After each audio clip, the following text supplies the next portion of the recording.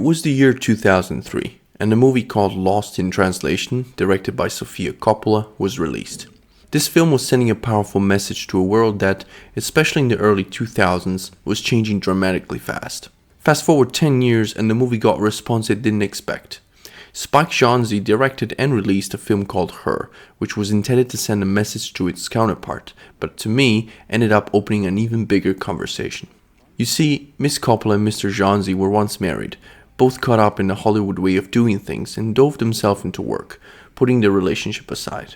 After their departure from one another, Sofia decided to create a story that would connect with the audience, but at the same time tell a story that she herself went through, in order to share some wisdom and prevent other people from committing the same mistakes. Spike, however, responded 10 years later in a way that made me think even more. Her takes place in the near future. Los Angeles is bigger and more modern than ever, and it looks scary in a way. The movie was actually shot in Shanghai, China, and this megacity makes people look even smaller and insignificant in a world that moves faster than we can keep up. Theodore lives alone and spends his days at work writing love letters for other people. He is very romantic and feels like he doesn't belong in an age he was born in. After his divorce, he spends more and more time alone, trying to figure out how to move forward and be happy. Dating is unsatisfying for him, as he cannot find a person that he can really connect with. AI is more developed than ever, and a new operating system is introduced to the world.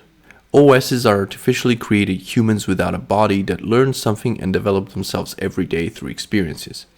Theodore gets his own AI female friend, and they start talking every day. Dating virtual robots is starting to become the normality among some people, and some might say it's even cool to date an OS. Theodore soon gets caught up in feelings and loses himself along the way, as he discovers he's not the only one his OS talks to.